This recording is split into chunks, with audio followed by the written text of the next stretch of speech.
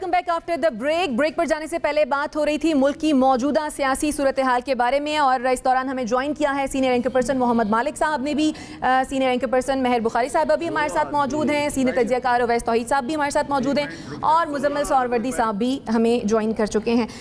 मालिक साहब, आपके जानिब आऊँगी। अदम एतमाद आ गई, वज़ीर आज़म भी बन गए, वोटिंग भी हो गई, अब आ गई है काम की बारी। आपके ख्याल में हुकूमत के लिए चैलेंजेस हैं क्या? चैलेंजेस में सबसे बड़े इकोनॉमिक चैलेंजेस तो हैं अपनी जगह, लेकिन अभी तो पहला चैलेंज ये है कि अगर अपोजिशन रिज़ाइन कर देती है, जैसे उन्होंने अनाउंस कर दिया, फॉर्मल हो जाता है, तो सबसे पहला होगा कि हाउस का क्या करना है। गवर्नमेंट के पास तो एक ही ऑप्शन है कि आप बाई पोल्स करवाएं, बाई इलेक्शंस करवाएं। बाई इलेक्शंस कराएंगे तो इनको स्टैगर्ड करवाने पड़ेंगे, टुकड़ों के अंदर करवाना पड़ेंगे।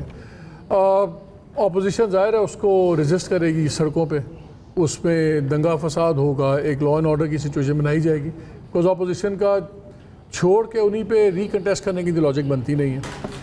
और गवर्नमेंट वैसे काम तो चला सकती है, लेकिन हाउस कमेटीज़ बननी है, सब कुछ बनना है, परसेप्शन वो। और अगर कोई इन्होंने लोकल गवर्नमेंट्स में, लोकल गवर्नमेंट कह रहा हूँ, प्रोविंशियल गवर्नमेंट्स में भी अगर रिज़ाइन कर दिया, वो एक और एडिशनल बर्डन होगा। मेरा नहीं ख्याल कि केपी में भी रिज़ाइन करेंगे, वो उनकी पावर बेस है, लेकिन पंजाब के अंदर, सिंध के अंदर, वहाँ तो थोड़ी सीट्स हैं, पंजाब में एक सिग्निफिकेंट नंबर है। सो ये अब बड़ा ज़बरदस्त टेस्ट होगा। दूसरा, आज उन्होंने एक जो इंडिया दिया है प्राइम मिनिस्टर ने, एक तो इतनी अरसे की आदत पड़ गई भी अपोजिशन लीडर कहने की, शहबाज साहब को तो अभी सब 30 साल से वो इंतज़ार कर रहे थे वज़ीर आज़म बनने का, तो हमें कोई 30 घंटे तो लगेंगे गेटिंग यूज्ड टू इट कि वो वज़ीर आज़म है। तो उन्होंने आज दिया कि जी ये जो सा लेटर है, इसकी भी हम चाहते हैं कि सच्चाई सारे में खुल के आ जाए। इसका मतलब इन्वेस्टिगेट होगा।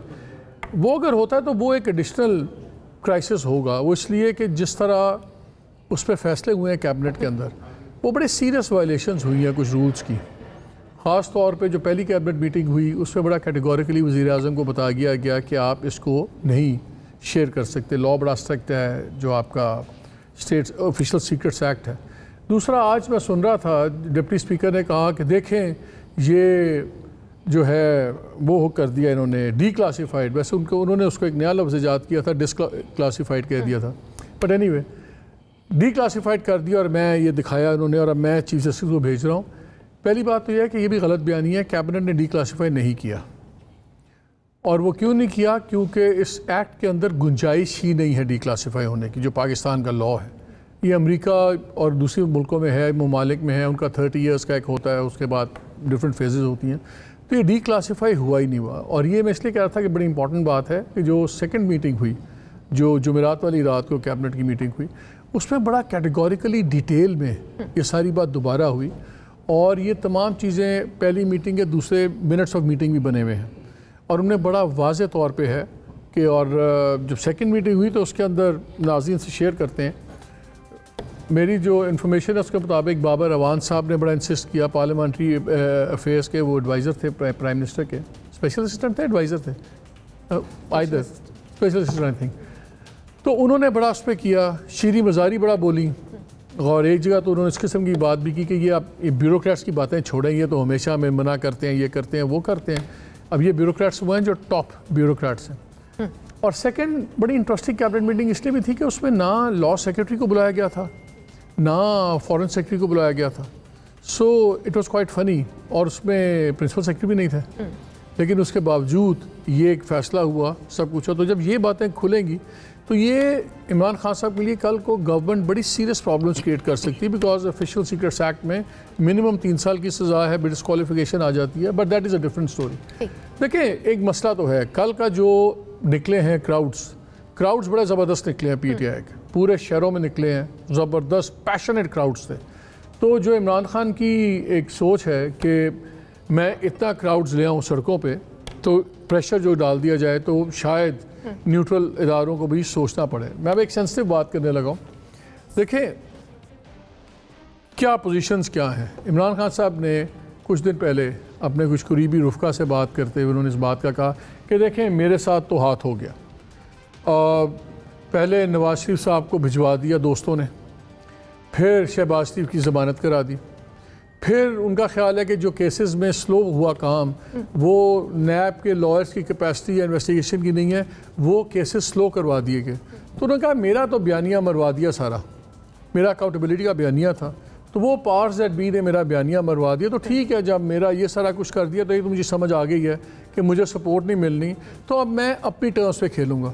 तो इमरान खान साहब इस वक्त फुल एक कॉन्फ्रंट्रेशन मूड में चले गए मैं, और उनका ख्याल ये है कि अगर मैं इतना प्रेशर स्ट्रीट पे खड़ा कर दूं कि मजबूर हो जाए इदारे अर्ली इलेक्शंस में। अब उनको सिर्फ अर्ली इलेक्शंस नज़र आते हैं। आज यानी जो वो ना खेलेंगे ना खेलने देंगे वाली पॉलिसी नहीं, उसको इस तरह क्या कि डिस्कस करना आई थिंक ज्यादती होगी। ना खेलने की बात नहीं है कि कुछ आप पॉलिटिकल फैसले करते हैं।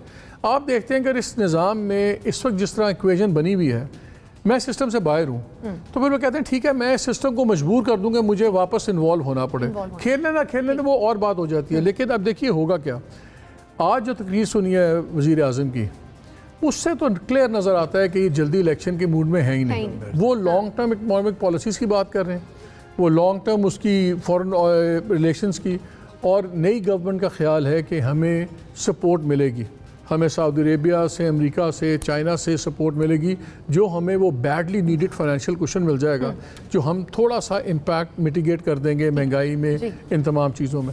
और ये इमरान खान को भी पता है, और ये उन्होंने अपनी मीटिंग से भी कहा है, बिकॉज उनके ख्याल में तो साजिश है। वो कहते हैं तुम्हें देख लेना, इनको अमेरिका से भी मदद मिलेगी, फलानी भी मिलेगी। सो अब ये बड़ा बैलेंस है। अब देखना ये है, अगर संडे टू संडे अभी उन्होंने कहा है हमें, अगर तो संडे टू संडे चला, इमरान खान भी बोलना शुरू हो जाए, मेरा ख्याल है मुझे संडे टू संडे की फ्रीक्वेंसी कम होती नज़र आएगी। एक आध हफ्ते में मुझे नज़र आएगा हफ्ते में 2-2 दिन आ रहा है, बिकॉज प्रेशर उनके पास ये 4-6 हफ्ते हैं एक फुल प्रेशर क्रिएट करने के। अगर ये 6 हफ्तों में प्रेशर ना बना स्ट्रीट का, तहरीक इंसाफ का, तो फिर उनकी पीटर आउट करना शुरू हो जाएगी। सो अब इंटरेस्टिंग वो क्या है, वो जोड़ा फेमस डायलॉग हुआ था, अभी तो पार्टी शुरू हुई है। ठीक है। अच्छा मेहर, जिस तरह से मालिक साहब ने भी कहा कि शहबाज शरीफ साहब की तकरीर से आज ऐसा लग रहा था कि वो इतनी जल्दी जाने के मूड में नहीं है, अर्ली इलेक्शंस की तरफ वो नहीं जाने लगे। आपको लगता है कि वो अपने इरादों में कामयाब हो पाएंगे? लग तो अभी ऐसे नहीं रहा, क्योंकि कल रात से जो एक किस्म का अनप्रेसिडेंटेड हमने विजुअल्स देखे हैं, सोशल मीडिया पे ज़्यादातर देखे हैं, टेलीविज़न के ऊपर तो बदकिस्मती से नहीं चले।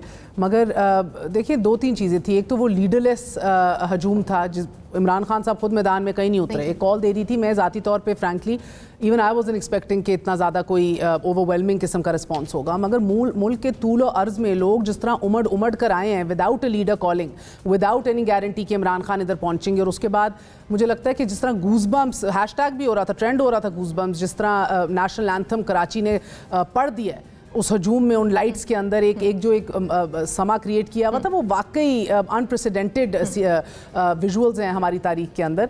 मगर सो इसलिए मुझे लगता है कि अब ये किसी के हाथ में नहीं रहेगा। गो कि स्ट्रिक्टली स्पीकिंग ये कॉल है अब हुकूमत की कि वो कब असम्बलियाँ डिज़ोल्व करना चाहें या मुद्दत पूरी करना चाहें, उनका फ़ैसला है। मगर कुछ हालात इमरान खान साहब कोशिश करेंगे कि उस तरफ लेके जाएं जिधर वो उनके पास कोई ऑप्शन ना हो, वो मजबूर हो जाएं कि इलेक्शंस कॉल किए जाएं। हालात देखिए, इवन तो आप आज का अगर सिर्फ मार्केट को देखें, रुपया मुस्तहकम हो रहा है, एकदम स्टॉक मार्केट चढ़ गई है, सोने की कीमत नीचे आ रही है, एकदम कहीं ना कहीं market is feeling a lot more confident already कि यार चलो एक अनसर्टनटी के पूरे 2 हफ्ते जो हमने गुजारे हैं उससे हम बाहर निकल रहे हैं। मगर ये हालात कितनी जल्दी हाथ से या काबू से बाहर हो जाते हैं, हमारी तारीख इसकी खुद गवाह है।